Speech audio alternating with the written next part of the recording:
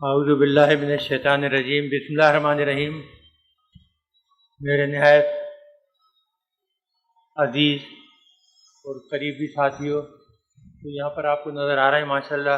سید خالد لطیف مغل صاحب سے لے کے اور حاجی رفیق پردیسی، ڈاکٹر سعید شیرازی صاحب، حسین احمد شیرازی صاحب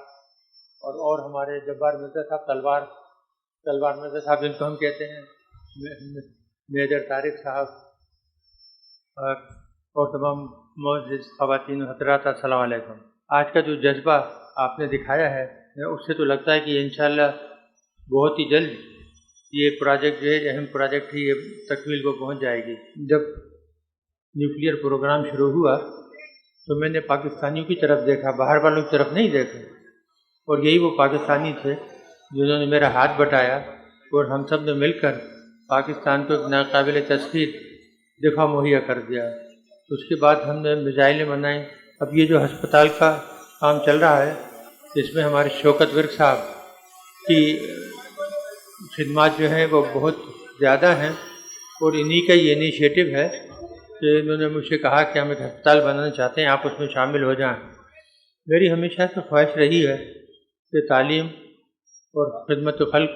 وہ جو ہے اس کی طرف زیادہ دھیان دیا جائے۔ میں ایک NGO چلا رہا ہوں بہت دن سے، کوئی 20 سال سے، جس کی مدد سے ہم نے 5-6 ڈسپینسریز کھولی ہوئی ہیں، اور وہاں بھی ہم روز علاج کرتے ہیں اور مفت دوائیں دیتے ہیں۔ یہاں بھی یہی امید ہے کہ انشاءاللہ یہ جب ہسپتال تکمیل کو پہنچ جائے گا تو جو خواتین اور اصحاب اس کی استعداد نہیں رکھتے کہ کچھ پے کریں، تو ان کو بالکل مفت دوائیں دی جائیں گی، اور ان سے کوئی ڈیمانڈ نہیں کی جائے گی کہ آپ پیسے دیں۔ ساتھ ہی ہم ان لوگوں کو جو ماشاءاللہ کچھ دے سکتے ہیں، چندہ دے سکتے ہیں کیا، تاکہ ان کے پیسوں سے دوسروں کی مدد ہو سکے، ان سے ہم ضرور